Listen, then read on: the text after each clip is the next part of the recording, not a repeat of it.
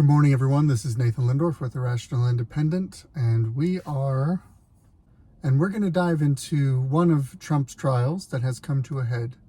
It appears that the fraud trial that the city of New York brought against Donald Trump and his sons and his company, etc., has come to a head, and closing arguments were yesterday, I believe. Quick disclaimer, I'm not a lawyer. I just pay attention. But looking at this case, there's a few things that come to mind. One, we've talked about standing a few times, i.e., you can bring suit if you've been damaged. The exception to that is that the government can bring suit essentially on other people's behalf. So in an extreme example, if I decide to rob a convenience store and I kill the convenience store clerk, the state can arrest me and charge me for murder. The state was not harmed personally. They can bring those charges on behalf of the person who was harmed. But generally speaking, in order to bring a suit, you have to show damages. That's generally how this works. The challenge with this particular fraud case is that both Trump says we didn't damage anybody, and the people that gave him loans under ostensibly fraudulent terms also have testified they were not damaged, that they were happy with the deal, that everybody got paid, and that it was a successful deal. At the end of the day, if you look at statements of value, they're opinions. They can be expert opinions.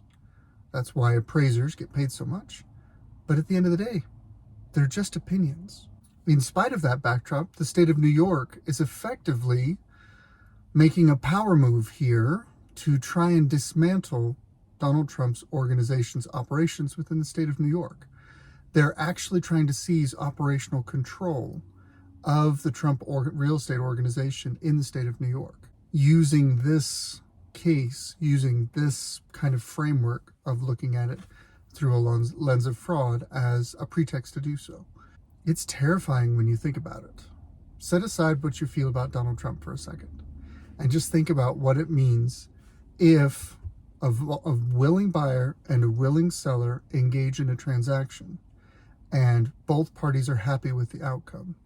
And afterwards, the state comes in and says, we disagree with that transaction, and because we think it was wrong, we're going to seize the assets of one of these two participants. That's bonkers. That's so far outside the pale, it baffles me to even consider it. But that's the precedent they're seeking to put into law here. One of the challenges that we have when it comes to Donald Trump and legal statuses is that people hate Donald Trump so much they are willing to throw aside long-term thinking and throw aside what kind of dangerous precedents we're setting because they just need to get the bad orange man. It's a really bad way to run a railroad. Closing arguments. This trial's been going on for a month and a half, a bunch of hearings. It's a bench trial, which means no jury's involved, which means the judge is going to just basically determine who wins and loses. That's how bench trials work. Now, Donald Trump will have the ability to appeal and go from there, so it's not like this judge has the final say. So I doubt this is over, even regardless of how this pans out. But Salon has a lovely article talking about how Donald Trump wanted to give part of his closing argument. Now, it is your constitutional right to defend yourself in a trial. You're allowed to do that. It's highly recommended that you hire a lawyer, but you are allowed to defend yourself. So there's strong precedent to say that regardless of the notoriousness of the defendant, if the defendant wants to give his own closing remarks, he's allowed to. It's kind of ludicrous to think that he would be barred from doing so. But because Donald Trump is so salacious and such a firebrand, etc., the judge actually said, no, you're not allowed to. And Donald Trump doesn't really take no very well, and so he pushed back and forth, relying on reporting here. And eventually, basically, the judge says, you can talk for a few minutes. I think like 5 minutes was the deal. And then, shockingly, Donald went past his 5 minutes and went off topic and whatever, because I guess the judge says, you can give your remarks if you accept certain preconditions. And Donald Trump's team is like, no, we're not doing preconditions. That's the other element that is worth considering. When you're in a legal matter, opening arguments and closing arguments are actually really pretty broad. I mean, you can dance. There's a lot of latitude there. You're allowed to say a lot of things that you wouldn't be able to get away with during the evidentiary portions of the trial. Again, I'm not a lawyer, just what I've observed. So the idea that closing arguments have to be only allowed to be delivered by the defendant if the defendant agrees to certain preconditions, it doesn't have a very strong basis in American jurisprudence. One other layer to this, in addition to the fact that lawyers are given latitude in closing arguments and that a defendant is allowed to represent himself, is that if a defendant chooses to represent himself for all or a portion of a trial, generally speaking, the court recognizes that that defendant is not a trained lawyer. And if the defendant's not a trained lawyer, there's a certain amount of additional latitude that is often given to a defendant who's defending themselves, because they're going to say and do things that a regular lawyer would know you're not allowed to do it this way. You have to do it another way, because they're not a trained lawyer. So here we have a defendant seeking to make a portion of his closing remarks himself, which means that both the context of closing remarks and the fact that the defendant's speaking himself, he should be given very broad latitude of what to speak and how to speak. And the judge wasn't having any of it. Apparently, there's a bunch of back and forth. So with that as kind of the context, let's go into the article, see what we find. Control your client. Judge shuts down Trump's courtroom outburst. The judge asked Trump to agree to stick to the facts and the law. The former president launched into a tirade anyway. What's wrong with the tirade? It may be ineffective closing remarks. Is it unethical? Is it illegal to give an emotionally charged, rambling closing remark? Who's harmed by this? Former President Donald Trump on Thursday launched into an extended tirade during the closing arguments in his New York fraud trial. Trump's attorney asked the judge to allow Trump to speak on his own behalf after the judge rescinded permission because they didn't want to accept preconditions. The judge asked Trump if he'd be willing to stick to the facts and the law, but Trump launched into a rant without agreeing to the terms.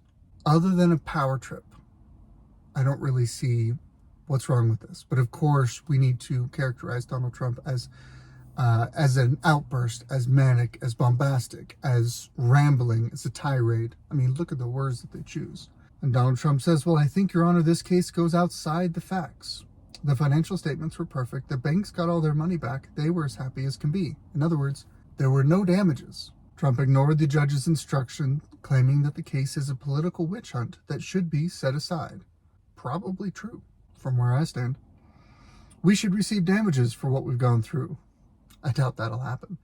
But he's allowed to ask for that. He's expressing his opinions in a closing remark. Where's the harm in this? It's not like in Vegas when the guy vaulted over the podium and tackled the judge. Donald Trump's not doing that. He's saying things the judge doesn't agree with. He's saying things the media doesn't want him to say. Who's harmed by this? I'm an innocent man. I've been persecuted by someone running for office, which is true. Letitia James, the New York Attorney General, who is prosecuting this herself, is viewing this as a political scalp that will help her political future. This statute is vicious. It doesn't give me a jury. It takes away my rights. I think a trial by jury should be pretty useful. It's kind of a thing in the Constitution. Kind of just a thought. Trump referred to a key allegation in the lawsuit, that he tripled the square footage of his Trump Tower penthouse, calling it an honest mistake. This is a fraud on me. What happened here, sir, is a fraud on me. Now, this is a little bit of a nuanced thing, and I'm not familiar with exact particulars, but I'm going to spin out a hypothetical to help you understand what he might be saying here. Because Donald Trump often says things that seem emotional, but actually have a pretty solid grounding in truth, in a Jedi sort of way, from a certain point of view. There is an element of the law where you as an individual can be protected based on your reliance on experts. So as an example, if you hire an expert, a CPA, to file your taxes, and they make a mistake, and you receive more back in taxes than you're entitled to, and you get audited, and they dig into it, and you realize that the CPA took the honest and correct information you gave him and made a mistake, malicious or just intentional. Humans are allowed to make mistakes. The IRS doesn't penalize you for that. You relied on an expert, and the expert said, this is the result of your taxes, and you filed it based on their recommendation. You have a certain protection there. Same thing applies when you're consulting a lawyer. You don't know what might be legal or not legal. You don't know what might be good, basis to base your actions on or whatever. So you might consult a lawyer and ask for their legal opinion on whether or not your business can do this certain strategy, or whether or not marketing is allowed to phrase things in this certain way or whatever. And if the lawyers sign off on it and then it comes back at you, you can say, listen, I'm relying on the expertise of the people that I've hired. I paid them. They were wrong. That's not on me. He's saying this is a fraud on me. What happened here, sir, is a fraud on me. What he might be saying, we're in the land of hypothetical because I don't know Trump's mind or the inner workings of his business dealings. But if he's putting together a deal, he's not putting together the deal. He's doing the high-level communication. He's networking. He's managing relationships. But there are a lot of worker bees in the Trump organization that help put all the different pieces of the deal together. So if they need to put a certain amount of financing together, they might try and be arranging a loan against a particular piece of property, and that loan would then be a piece of the financing in a larger deal. So the terms of the loan typically involve someone going to the bank and preparing a statement saying, this is the asset and this is the loan we'd like against it. This is the collateral that we're offering. If Donald Trump's employees or a third-party expert appraiser or real estate lawyer, whatever, again, I don't know all the inner workings of his deal, if someone that he is paying for their expertise misstated or even lied and said, oh, well, this isn't going to work if we leave it as it is, let's triple it. And then the bank will sign off on it. And they choose to do that without telling anyone, and he doesn't catch that in the deal because he's staying at a high level, then one of his employees has effectively committed a fraud on him. In other words, he didn't commit this, someone else did. Either an expert he paid for or perhaps an employee. We're speaking in hypotheticals here. So, a fraudulent statement can be made, but in order for the state to attribute that to Donald Trump, they would need to show him instructing someone, a conspiracy element, to say, we're not going to get the deal with the way this is. You know what, let's bump up that square footage.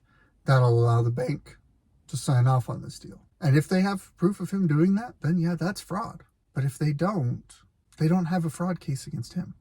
They found nothing, and now she comes in saying she wants a $250 million fine, or $370 million for what? $250 million is a pretty hefty fine, especially when no one is claiming any damages. No, there's no wronged party here. Haven't you been sued before? Isn't that a problem? Engeron asked Trump. They should pay me for what we've gone through, reputation and else. Mr. Keiss, please control your client, the judge begged. But it's too late. Everything Trump wanted to say was said. And now, having said it, he has left the courtroom after insisting James should pay him for the havoc she's wreaked on his company. And the judge kept his head down for the duration of Trump's outburst. Then the judge held up his phone screen to signal to Trump that he had run out of time for his remarks. Then the judge called for a break. So I assume there's no audio or video because not all courtrooms are televised and publicized or whatever, which I think is weird, but, courts do lots of weird things. So we're relying on second and third hand reports. I don't see, regardless of your feelings of Donald Trump, I don't see when I look at this particular case. And as we go through the year, we're going to have to be looking at each one of these cases kind of as they come to a head. I don't see how you look at this case as anything other than the state trying to railroad a private citizen for political purposes. I'm skeptical of state power at the best of times. The way that I see the state operating in this case is atrocious. The fact that they're trying to not only fine his company, but also seize operational control of his company, essentially confiscating his company, That's theft on a grand scale, and yet the state's allowed to get away with it. But then topping on that, you have the idea that you have state power aligned with, because New York is very Democratic, aligned with his opponent, the Democratic Party. As he's running for president, state power that is aligned with the Democratic Party, the National Democratic Party, is doing things to jam him up. He's not campaigning if he's in court. The fact that they are not only trying to railroad him and steal his company, shutting him out and committing theft at a grand scale, they're also doing it at a time when it is disadvantageous to his efforts to get reelected. Now you have campaign interference. Whether or not that's legal or not, it's an issue. It's something of concern at the very least. Then you have the fact that he says Letitia James is running for something. Let's dig into that. So I did some brief digging, and it looks like, once again, Donald Trump likes to stretch the truth. Letitia James briefly ran for governor in 21, but is not currently running for anything that I can see. So you might say, rather, someone who is aspiring to higher political office, someone who has political aspirations. He said someone who is running for office, technically should have said was running for office or may run for office in the future. She's a political animal. And if she collects the biggest scalp of all, Donald Trump, you better believe that that is a talking point she can use to parlay that into future political advantage. Similar to how more people know who the Secretary of State in Maine is because she chose to take Donald Trump off the ballot. Whether or not she was allowed to do that, it raises her national profile and likely increases her chances of successfully pursuing political office in the future because of something that she chose to do in persecuting Donald Trump. You have to, when you consider the calculations of the way the state is acting with these Donald Trump trials, you have to recognize that in many cases, the people pursuing these trials are political animals themselves, and they are pursuing charges against another political animal, the leading contender for the Republican nomination for the race for president that's happening this year. And they're tying that man up in multiple lawsuits. If you think that's coincidental, you're horribly naive. It's not coincidental. This stuff happens on purpose. We'll see what the judge says, but one thing about Donald Trump is he doesn't just roll over. So if the judge rules against him, which he may, he's gonna appeal it. He'll take it all the way to the Supreme Court. He'll take all these all the way to the Supreme Court. One, because he's got the resources, and two, because he just doesn't know how to stop, for better or for worse. In many cases, that's a good personality trait in a president, but must make him horribly uncomfortable to live with. This is Nathan Lindorf with The Rational Independent. That's my Reddit rant for today. Good luck out there.